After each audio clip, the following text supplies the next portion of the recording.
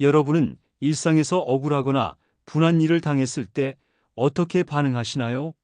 즉시 맞서서 따지는 편인가요? 아니면 일단 참고 넘어가는 편인가요? 우리는 살아가면서 자존심이 상하는 순간들을 자주 마주합니다. 누군가 우리를 무시하거나 부당한 대우를 받을 때 말이죠. 그럴 때 대부분의 사람들은 즉시 반발하거나 분노를 표출하고 싶어 합니다.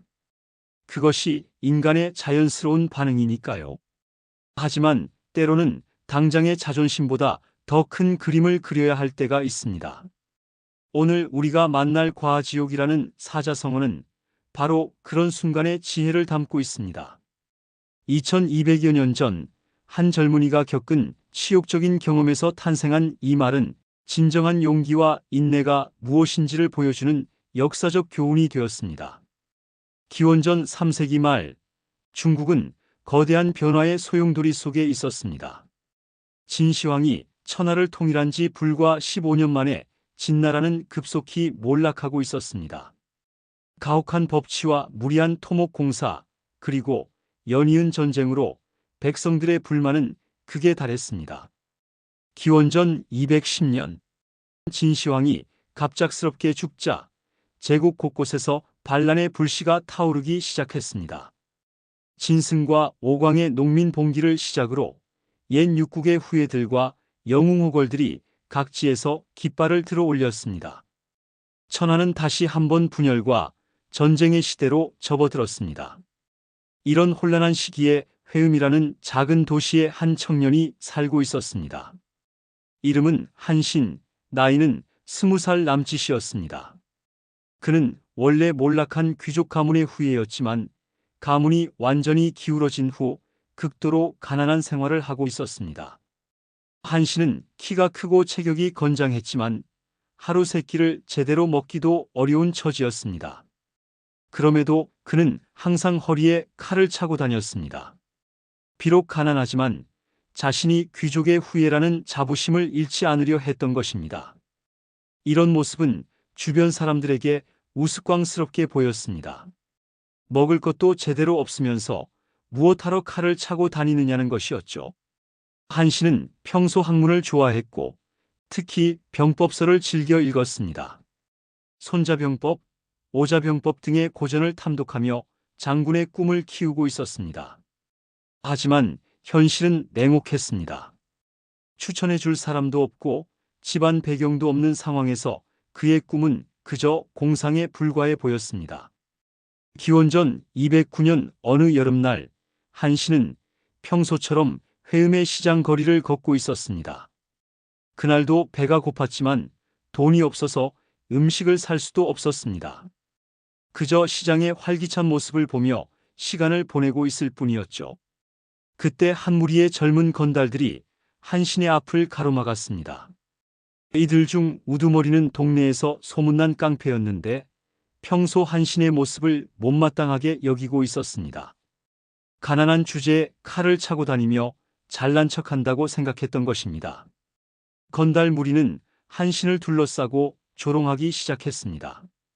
먹을 것도 없는 주제에 무슨 칼이냐, 허세나 부리고 다닌다며 비아냥거렸습니다.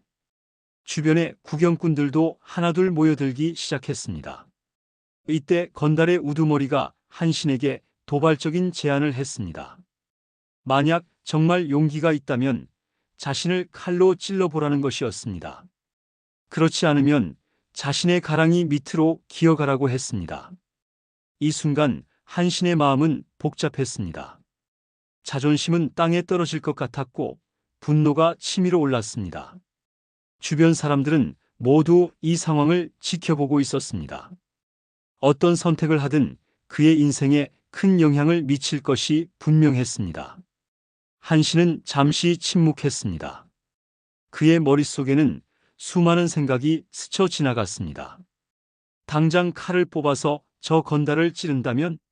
순간의 분노는 해소될지 모르지만 그 후에는 살인자가 되어 평생 도망자 신세로 살아야 할 것입니다. 그렇게 되면 자신이 품고 있던 큰 꿈도 영영 이룰 수 없게 됩니다. 한신은 긴 고민 끝에 결정을 내렸습니다. 그는 허리에서 칼을 빼서 땅에 내려놓았습니다.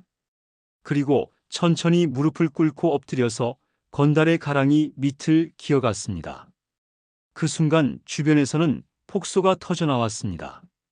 누군가는 역시 겁쟁이였다고 조롱했고 또 다른 이는 칼만 차고 다니는 허세쟁이라고 비웃었습니다.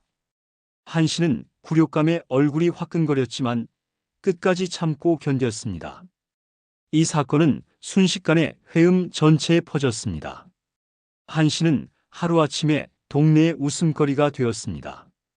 사람들은 그를 가리켜 가랑이 밑을 기어간 겁쟁이라고 불렀습니다. 어디를 가든 손가락질을 받았고 뒤에서 수군거리는 소리를 들어야 했습니다. 하지만 한씨는 굴복하지 않았습니다. 그는 이 치욕적인 경험을 오히려 자신을 단련시키는 기회로 받아들였습니다. 매일 밤 혼자 있을 때면 그날의 굴욕을 되새기며 언젠가 반드시 자신의 진정한 가치를 증명하겠다고 다짐했습니다. 한씨는 더욱 열심히 병법서를 읽기 시작했습니다.